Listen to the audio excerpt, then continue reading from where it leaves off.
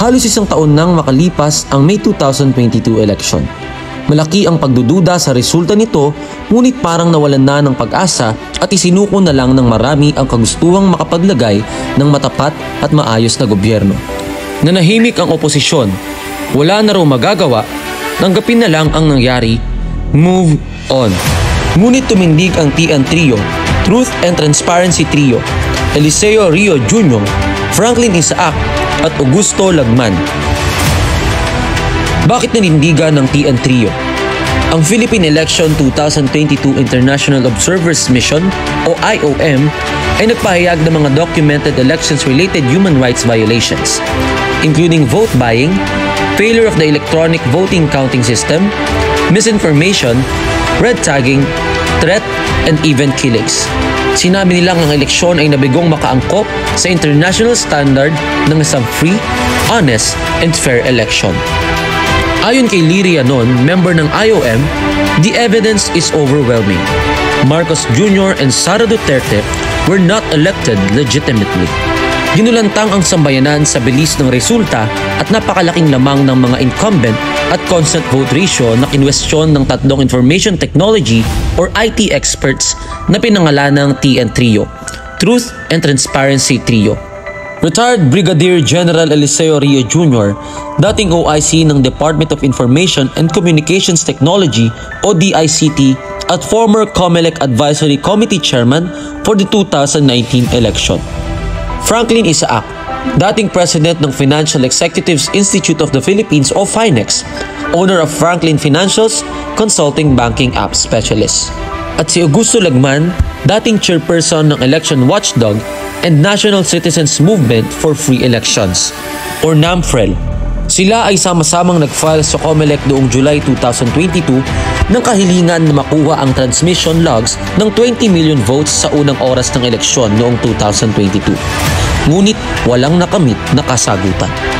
Itinuloy nila yon sa pag-file ng writ of mandamus sa Supreme Court noong November 3, 2022 upang obligahin ng COMELEC at ang mga telecommunication companies ang Smart, Globe at Dito na maglabas ng transmission logs at ipreserba nila ang mga datos ng eleksyon.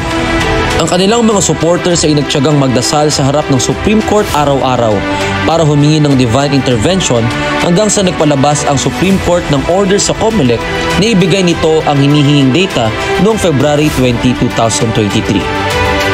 Ang malaking kwestiyon ay kung saan nanggaling ang 20 million votes sa loob lamang ng isang oras makalipas ang pagsasara ng mga presinto, kaya't napakahalagang makuha ang transmission logs kung saan nanggaling ang mga botong ito. Ayon kay General Eli Rio, may mga administrative matters pang dapat gawin sa presinto bago magpadala ng transmission ng election results at kulang ang 30 minuto para makumpleto ang mga iyon. Kung may mga presintong nagsara bago ang alas 7 ng gabi, ito ay iligal. Kataka-taka na sa ikalawang oras kung kailan nakumpleto na ang karamihan sa mga presinto at saka bumagsak ang bilang sa 13.2 milyong boto lamang. Noong October 18, 2022 sa isang pampublikong forum, may inilabas ang COMELEC na isang graph accumulated VCM transmissions na malino na ipinakita ang pagrurok ng VCM transmissions sa ikalawang oras, na matindi ang kaibahan sa Transparency Server o TS kung saan nagrurok ito sa unang oras. Ipinakita nito na sa unang oras ng bilangan ay may 12 milyong boto lamang ang tinanggap ng COMELEC, hindi 20 milyon. At sa unang oras ding ito na itaguyod ng nagwagi para sa presidente at vice-presidente. Kung sino man ang nagmanipula ng TS, alam na nila ang magiging official results bago pa lamang mag-umpisa ang bilangan. Matindi ang basihan sa pagsasabing rigged o manipulado ang nakaraang eleksyon dahil isa sa hindi maipakita ng COMELEC ang simpleng hinihinging transmission report sa mahabang panahon. Nadiskubre ng NAMFREL na ang hashcode at source codes ng mga VCM software ay hindi magtugma at ito ay nireport nila bago pa ang eleksyon na kailanman ay hindi nagbigay ng kasagutan tungkol dito hanggang ngayon. Bilang suporta sa TN Trio, nag-announce na magfa-file ng article of impeachment si dating Colonel Leonardo O. Odono, PMA Class of 1964 ng Articles of Impeachment laban sa 5 commissioners na sinuportahan ng mahigit na 100 retired military nang biglang nag-announce ang COMELEC na pwede nang i-pick up ang hinihinging documents. Naibigay ito noong March 23, ngunit reception data pala ang ibinigay, hindi transmission data. Isa na namang panlilin lang. Pues yung 20 million votes in 1 hour counted and transmitted to COMELEC in 1 hour is just impossible. We have done everything to see whether it is really possible. Wala ho eh. Ang assertion nyo, Colonel, is imposible na in less than 1 hour after the polls had closed, imposible na matransmit ang 20 million votes. Yes po. Imposible ma-count and matransmit in less than an hour. Ipinasya ni Colonel Odono na ituloy ang impeachment case dahil sa panlilinlang na ito. Nag-file din ang TN Trio per instruction ni Attorney Agabin ng supplemental affidavit dahil sa mali at panlulokong ipinalabas ng COMELEC na transmission logs. Yung bilangan sa pagbibilang sa presinto, dapat manual para nakikita ng mga tao. Kasi kung automated pati yung pagbibilang, hindi natin alam kung tama yung pagbibilang. Ano sa tingin nyo ang posibleng nangyari? Preloaded ang transparency server. Alam na kung sino ang naglagay ng data na yon, alam nila kung ano ang magiging official count.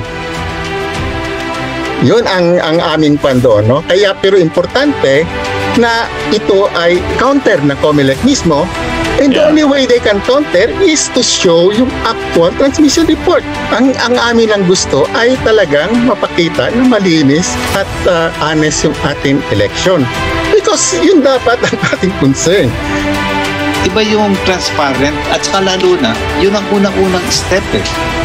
Pag yung unang step, hindi mo mapagkatiwalaan, tuloy-tuloy na yung hindi mo mapagkatiwalaan hanggang sa dulo. So, we're doing everything to make sure that we should have a very transparent, clean, honest election system. But as far as we're concerned, we're not getting any kind of what they call this disclosure. The minds namin were really very much at work, and we never gave up.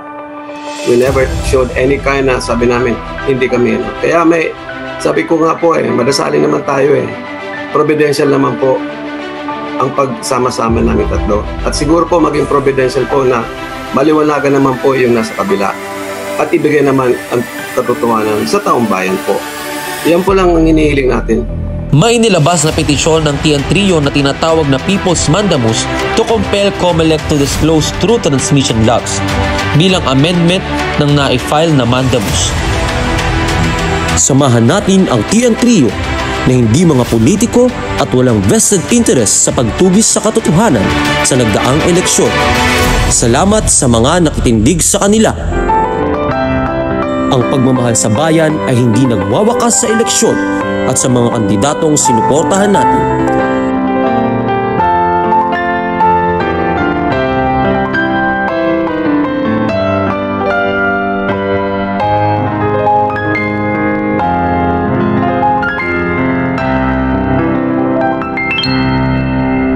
Itutuloy natin ang laban.